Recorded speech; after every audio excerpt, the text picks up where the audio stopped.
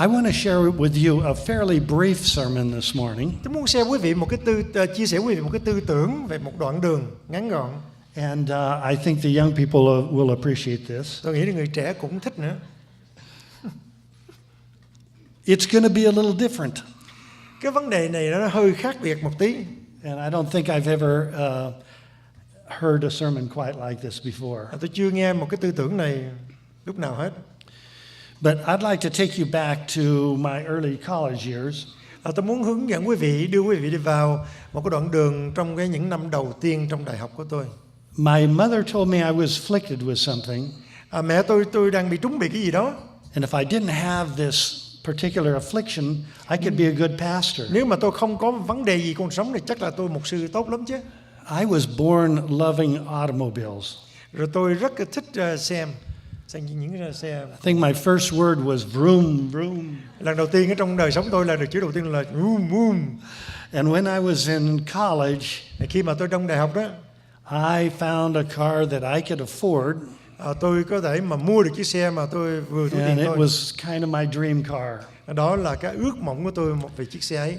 Somehow I worked together and got the money. It wasn't very much. Làm mọi cách mà tôi tìm được một số tiền đó, cũng không nhiều mấy. I painted it myself. Tôi sơn chiếc xe đó. Got it looking beautiful. Nhìn đẹp lắm. It was a Jaguar. Và chiếc xe đó là Jaguar. And I thought I really had something. Tôi nói chắc là tôi có xe đặc biệt lắm á. But I was studying about the Lord. Và tôi bắt đầu nói chuyện với Chúa. And I was studying about His soon coming.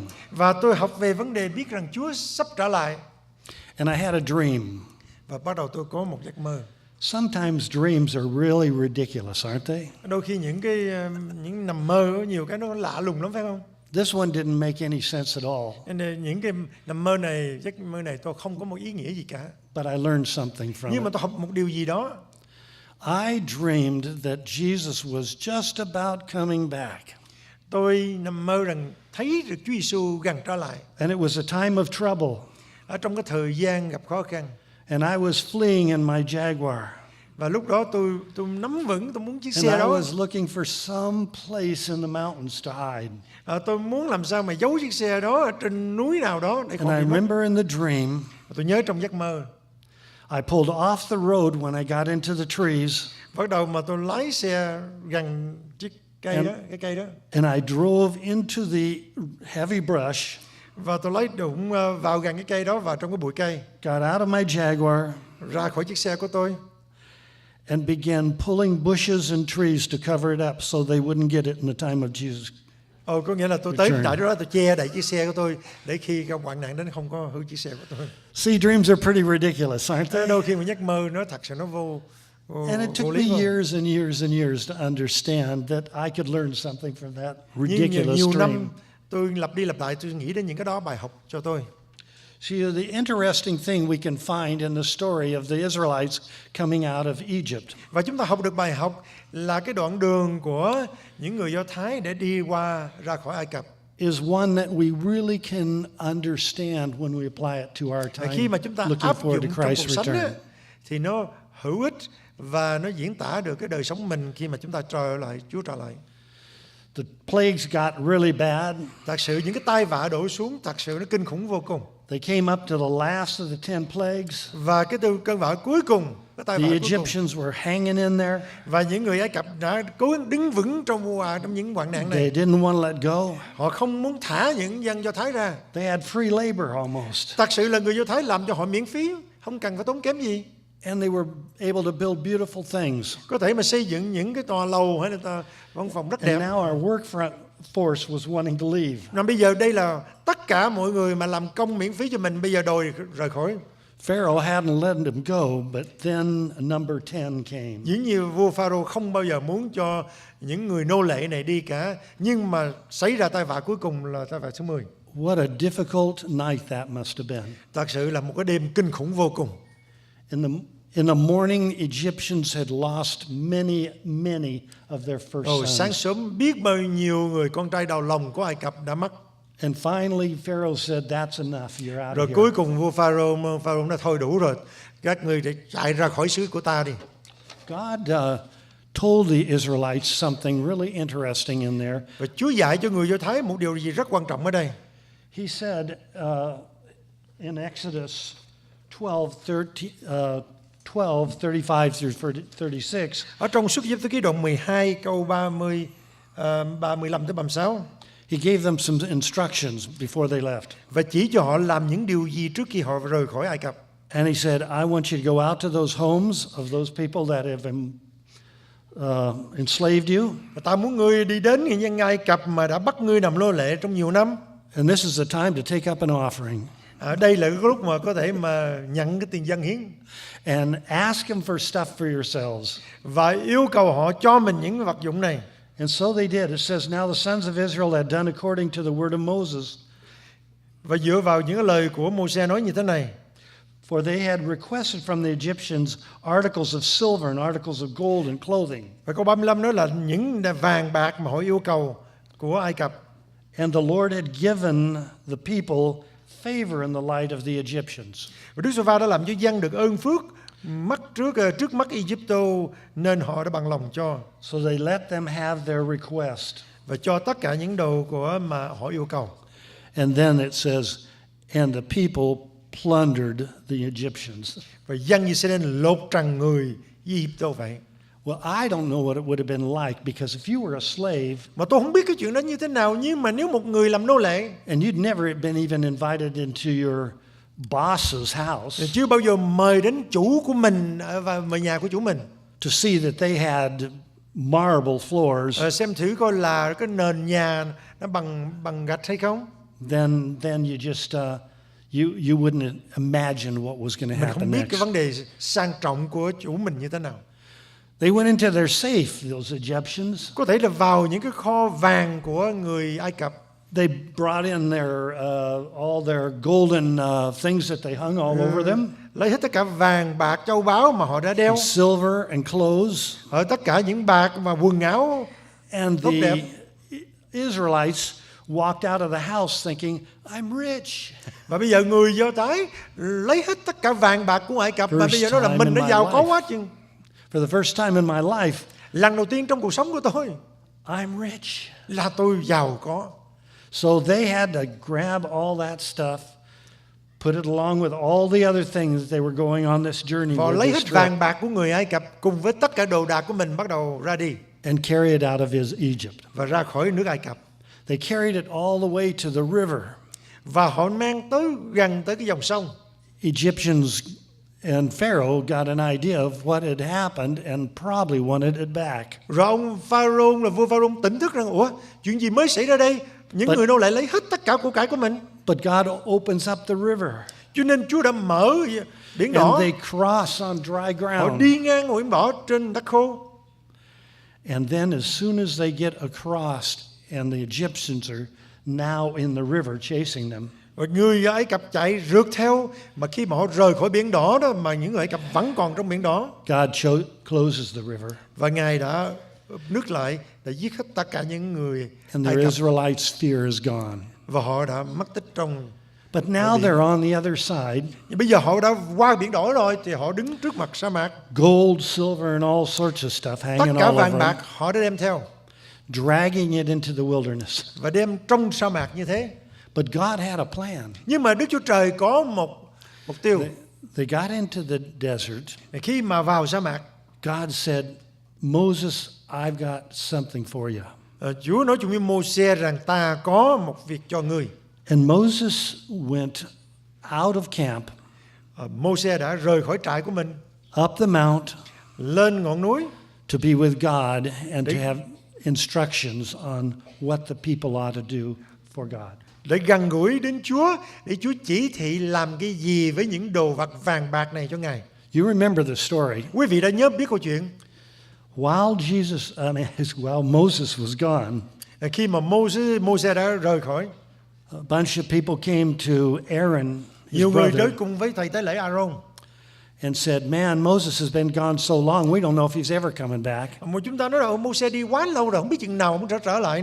We're going to perish out here without a God. You got to make us a God. Có thể mà chúng ta có thể chết mất, cho nên chúng ta nên dựng được chọn một chủ nào. And Aaron tried to get out of it, but they were so insistent, he was afraid he was going to lose his Và life. Aaron cũng không muốn nghe lời của họ, nhưng mà họ quyết định là nói Aaron phải làm điều gì cho dân chúng.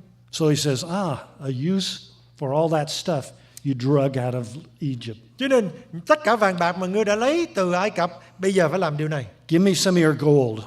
Cho ta vàng bạc đó đi. And so they brought the gold into him. Họ đem tất cả vàng đến. And we're told that Aaron crafted it into a golden calf. Và Aaron bắt đầu mới nắn lên một con bò vàng. I don't know if he thought about it. Không biết ông suy nghĩ như thế nào. But the calf was also an Egyptian god. Nhưng mà cái vấn đề của con bò vàng đó là cái tư tưởng, là hình tượng của Ai Cập. It was called Setkah-hor. Và đó là một cái kinh khủng mà.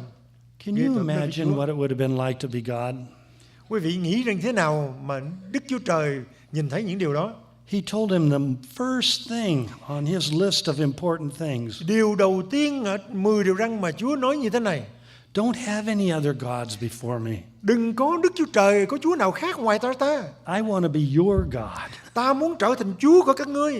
But you know what? Nhưng mà biết gì không? They didn't do it.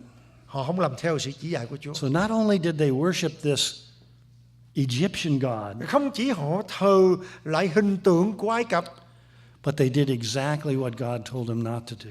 Họ làm ngược đến tất cả những gì Chúa dạy. Well, the story goes on. Quý vị đã biết God câu came chuyện back. đấy.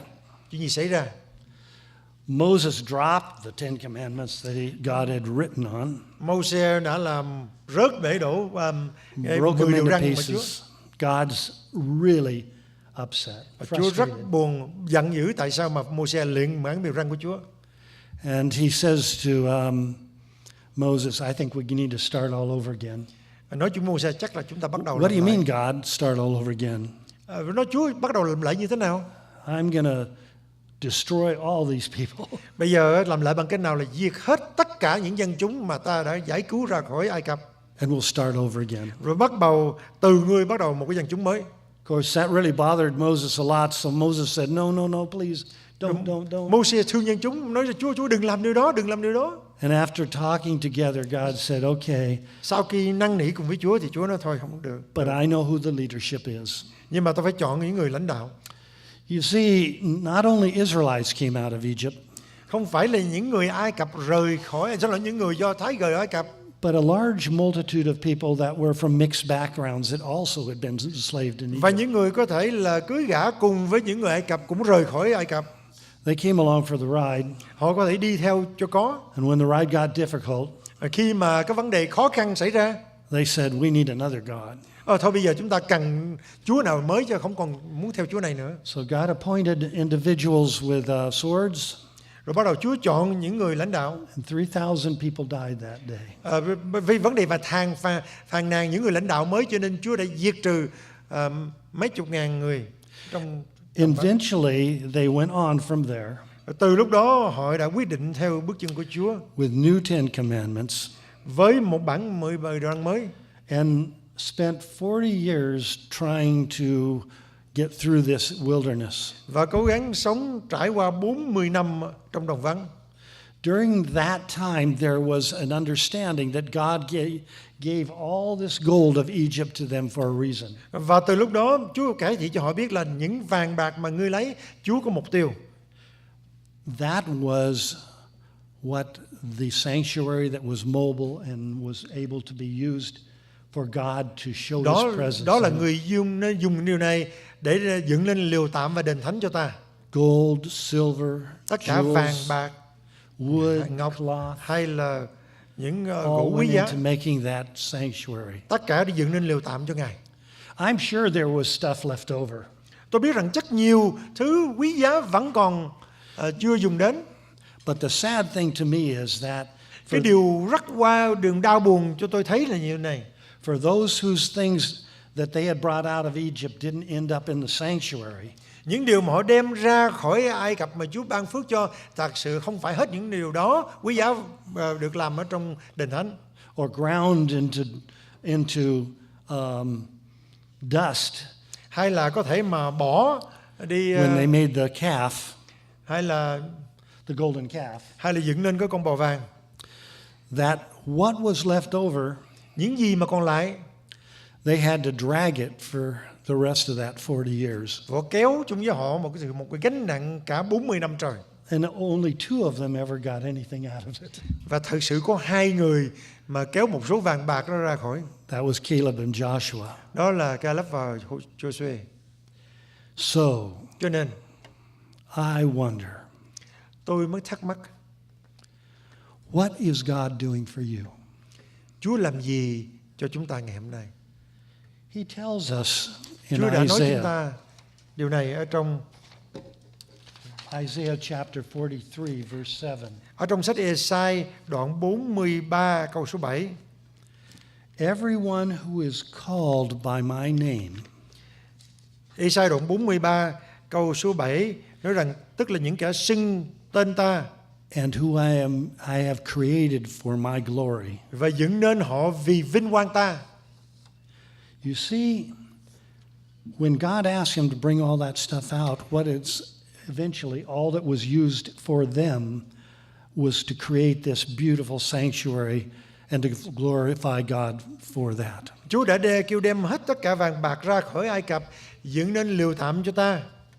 But God has used Chúa the dùng experience. God has used the experience of you young people Chúa dùng những kinh nghiệm của những người trẻ tuổi thanh niên này in your life for a purpose also. trong đời sống của chúng ta cũng có mục tiêu nữa. And the ultimate purpose of your life is to glorify God. Cái điều mà quan trọng nhất mà Chúa dùng là để làm vinh quang danh Chúa. Now, mom and dad and grandpa and grandma can testify to this. Có thể mà cha mẹ hay là ông bà có thể mà chứng kiến điều này. If you choose to have God be your leader, Nếu mà chúng ta in chọn life, Chúa là lãnh đạo của mình, then God is going to supply everything you need to get you through the journey. và Chúa sẽ cung cấp cho mình đầy đủ tiện nghi để trải qua một đoạn đường này. But you know, us grown-ups find that as we go along, we can understand that God gave us everything it took to get by in life. Và tôi sống vào cuộc đời mà thấy Chúa cho đầy đủ để chúng ta vượt qua tất cả sự He nan wants nguy. us to achieve our purpose. Chúa muốn chúng ta đạt đến cái mục tiêu mà Chúa đã dựng nên. So he gives us what it takes for us to achieve our purpose. Và Chúa cho chúng ta đầy đủ để chúng ta đạt đến mục đích đó. Educating the kids, Có thể là giáo dục các trẻ providing con, for their welfare, giúp đỡ cho họ vấn đề ăn uống hàng ngày, being able to travel and visit folks, có thể thăm viếng những người khác, do things that will glorify God. làm những điều mà có thể mà tôn vinh Chúa. And God wants you to have what it takes to fulfill your Chúa cho purpose. chúng ta đầy đủ hết tất cả để chúng ta làm vinh danh Chúa. But if you do what I saw in my dream, Nếu mà quý vị làm những điều mà giống như giấc mơ của tôi, you get to life and you'll say that was ridiculous. và cuối cuộc đời đợi người nói là cái điều đó là vô lý, tại sao tôi làm điều đó? Through the life, God blesses us, many of us, with more than what is needed Quý vị biết Chúa cho chúng ta nhiều hơn là chúng ta cần. for accomplishing His purpose. Hãy đạt đến mục tiêu của mình. And we praise God for it every day. Dĩ nhiên chúng ta ca tụng danh Chúa mỗi ngày. But if you're not careful, some of that can be a distraction. Nếu mà chúng ta không cẩn thận, những ơn phước mà Chúa cho có thể là làm chi phối mục tiêu mà Chúa chỉ dẫn chúng ta. It can be a joy when it's used for God's purpose. Có thể vui mừng khi mà chúng ta dùng cho công việc của Ngài. But it can slow us down if we have to drag it through life. Nếu mà chúng ta kéo những cái vật dụng mà Chúa, những vàng bạc mà Chúa cho đó, thì đó là một cái nặng cho chúng ta trong đồng vắng.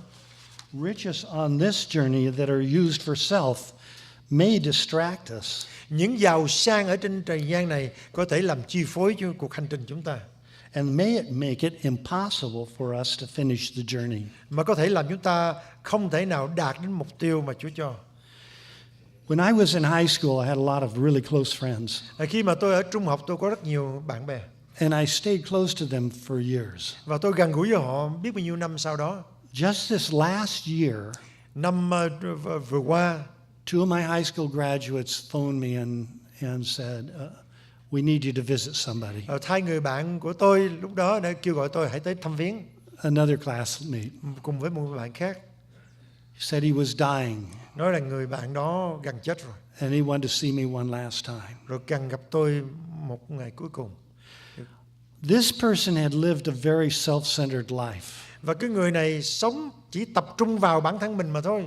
And as far as the world's riches went, he had almost all of them. Đối với vấn đề mà vật chất trong đời này, ông có tất cả. He had a 45-foot yacht sitting down in Newport Harbor. Và có một cái chiếc tàu đặc biệt riêng của mình ở dọc biển. But now with pancreatic cancer, mà bây giờ đã bị bệnh ung thư. The use of the yacht was not very Và ung satisfying thư tụ tạng anymore. của ông không có cho ông sức để có thể dùng chiếc tàu đó nữa. I was hoping that I would get there and he would say to me, Tôi mong rằng tôi tới đó thì ông sẽ nói những điều này. at last, tell me about Jesus.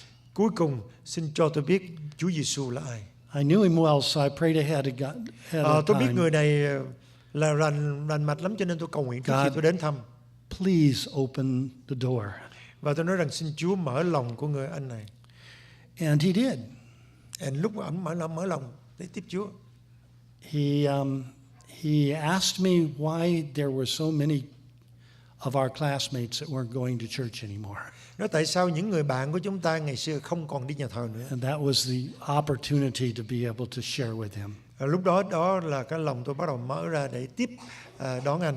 And when we Thì sẽ got to the end of that particular Sau conversation, khi trò chuyện với anh, he said to me, và anh ta nói với tôi như thế này: but nhưng I always liked women tôi lúc nào cũng thích đàn bà, and I always liked cars. lúc nào cũng thích xe. And I don't think I want to be up in strumming harps in heaven. Tôi không muốn lên trời chỉ đờn cầm mà thôi. And I prayed and prayed and prayed that there would be a change in that. Tôi cầu nguyện và vẫn cầu nguyện. But I cho learned nó thay đổi. some things. Nhưng mà tôi biết một điều gì?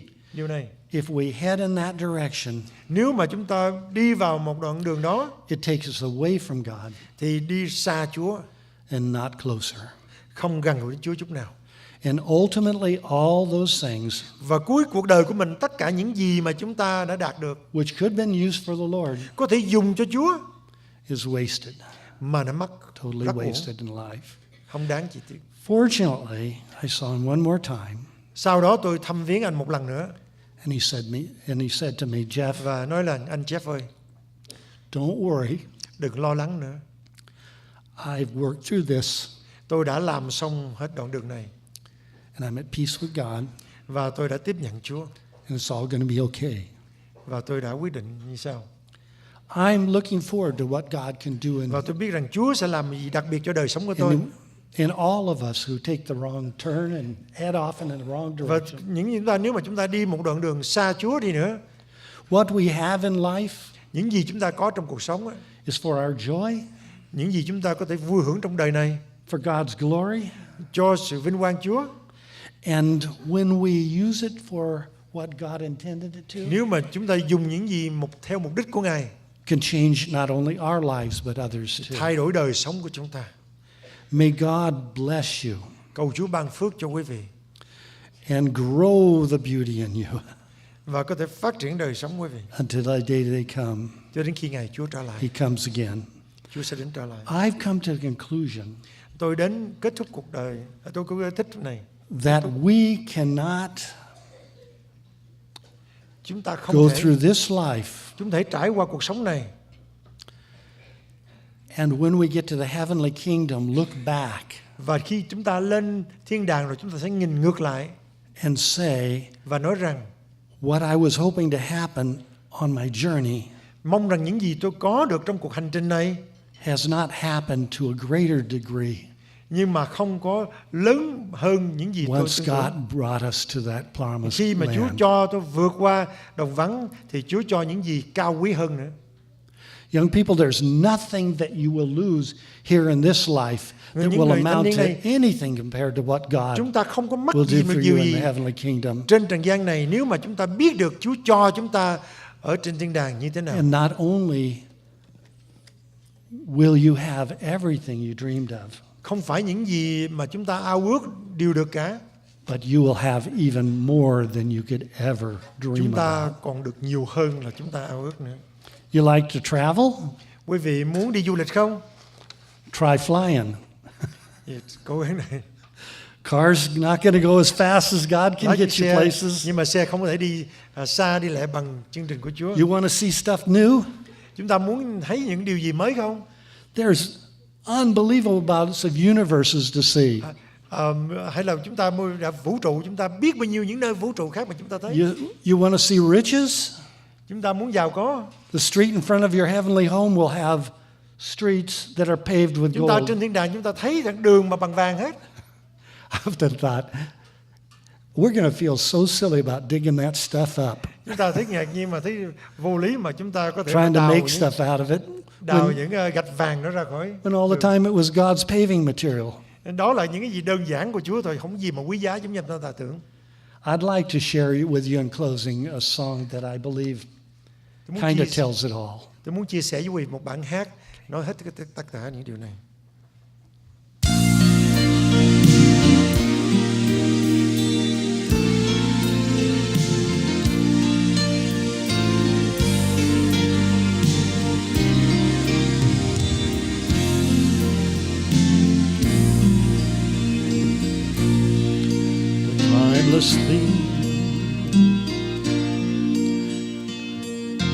Timeless theme, then heaven will pass away.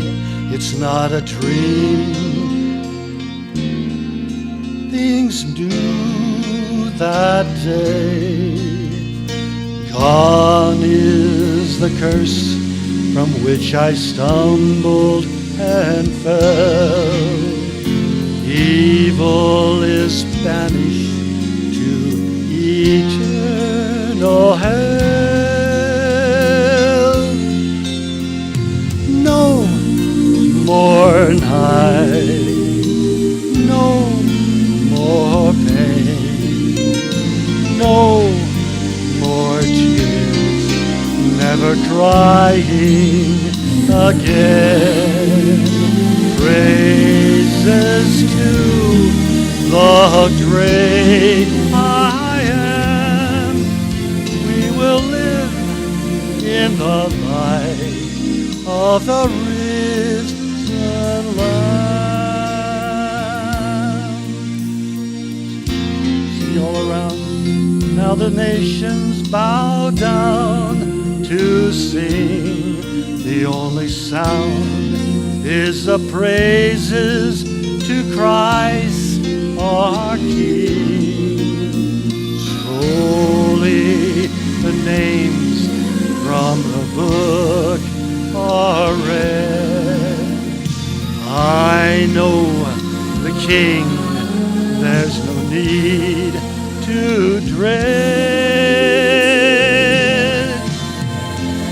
No more night, no more pain, no more tears, never crying again. Praises to the great I am. We will live in the light of the risen Lamb. See all around, now the nations bow down to sing. The only sound is the praises to Christ our King. No more night, no more pain, no more tears, never crying again. Praises to the great I am. We will live in the light of the risen Lamb. We will live in the light of the risen